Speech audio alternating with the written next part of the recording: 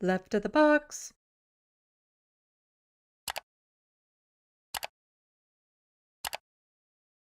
I was fine limiting the places people could get alcohol. It wasn't an issue before, and then all that profits went back to the province because it was provincially run. It was kind of like a good thing. It was a good thing. But then somebody is pointing out, and I've done a little bit of digging on this too, because this kind of caught my eye. And so Corrupt Ontario is the Twitter account here. And, again, I have a hard time just looking at tweets and thinking and taking it at face value because there's so much fake information going around these days. So I looked up all these articles myself as well.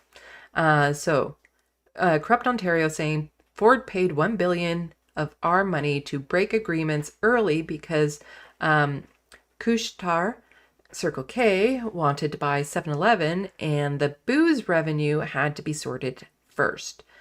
Ford met 7-Eleven in 2001. Harper, as in Stephen Harper, as in former prime minister of this country, joined Couche-Tard in March. Ford announced the booze in convenience stores to June to happen by September. So I've worked in retail, head office for retail.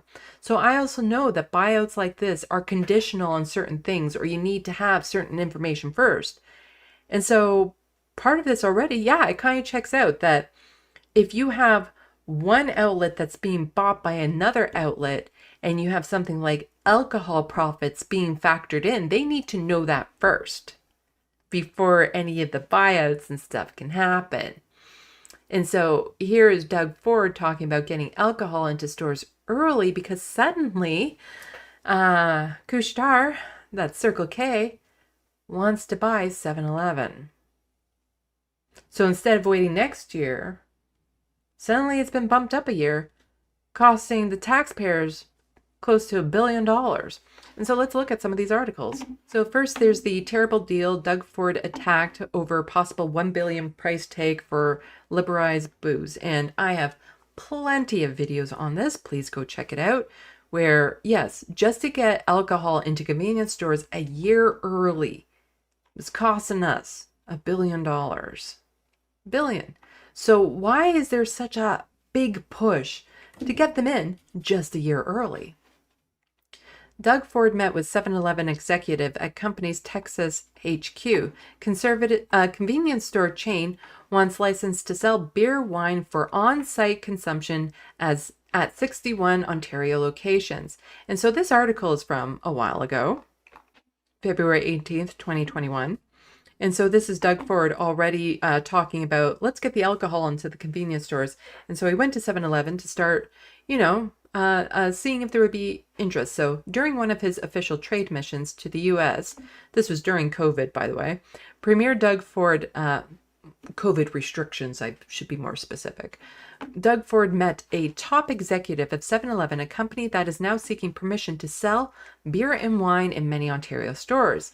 CBC News learned Ford's meeting at 7-Eleven corporate headquarters in Irving, Texas on February 10, 2020 through a Freedom of Information request for the Premier's appointment schedule.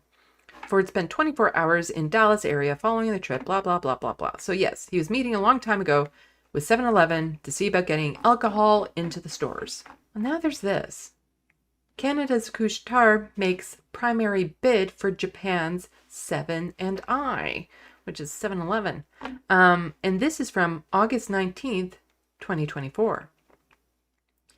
Japan's 7 & I, owner of the 7-Eleven convenience stores, said it has received a preliminary takeover offer from Canada's Alimation Couche-Tard, potentially the biggest purchase of a Japanese company by an overseas firm.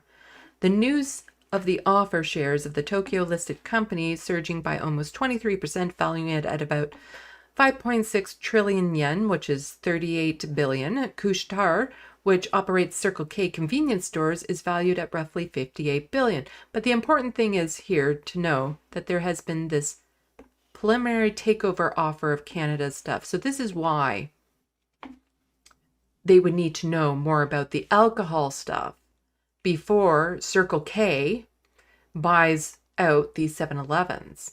Like, this is why this would have to be settled first. And what's this here? This is an official press release from the Circle K, which is the Couche-Tard, announces the appointment of the Right Honorable Stephen Harper to its board of directors effective immediately. So, Almanation Couche-Tard announced today that the Right Honorable Stephen J. Harper has been appointed by the board of directors as the new member effective immediately. We are very pleased to welcome Mr. Harper to our board, says Alan Bouchard, founder and executive chairman of the board of Couche-Tard. With his extensive experience in leadership, governance, business, and global affairs, he brings invaluable insights to the board, which will serve Couche-Tard well and continue to grow, innovate, and meet evolving needs of the customers, blah, blah, blah, blah, blah. Harper was elected the 22nd Prime Minister of Canada. Mr. Harper, blah, blah, blah, blah, blah. So basically, this looks like that Doug Ford was pushing to get alcohol into convenience stores because he has a lot of deals with people with alcohol to begin with, and he wanted to expand that. But it looks like he accelerated it because his conservative buddy, Stephen Harper, just became part of the chair of this organization that is now trying to buy out those convenience stores that Doug Ford was pushing this alcohol to. But in order for this deal to go through and get all the numbers, they need to know this alcohol stuff first. That is some bullshit right there. That is some corrupt bullshit. And he's going to get away with it. Like, who's going to push back on that? It's very complicated information. Not everyone would know things like the fact that certain factors are taken into place when companies are buying out others, whereas you need to know the value and all this sort of stuff of all the things involved and so on and so forth. But this is so corrupt. Hundreds of millions of taxpayer money is going to benefit just a few wealthy conservatives in this province, while people are suffering in the streets, can't get a family doctor, can't get seen at emergency rooms, having supervised consumption sites shut down, which means more people will then have to consume their drugs in places that aren't safe and supervised, which will lead to far more deaths, far more needles in the park and stuff when you get rid of the exchanges and the services and so on and so forth. He is just using this province like a money bank to make all of his rich buddies richer, including himself. And what are we doing about it? Like, really, what are the people of this province doing about it? It is so frustrating that if there were an election right now, he'd probably get reelected. Because someone was pointing out that, half the province disapproves of Doug Ford and all this sort of stuff. Half the province doesn't like him and whatever. The problem was less than half the province voted in the last election. And of those who did vote were all Doug Ford supporters. He got in with only 18% of possible votes. So if there was another election today and that half of the province that disapproves of him, if they decide to stay at home, he's getting in again. And he'll continue to harm people.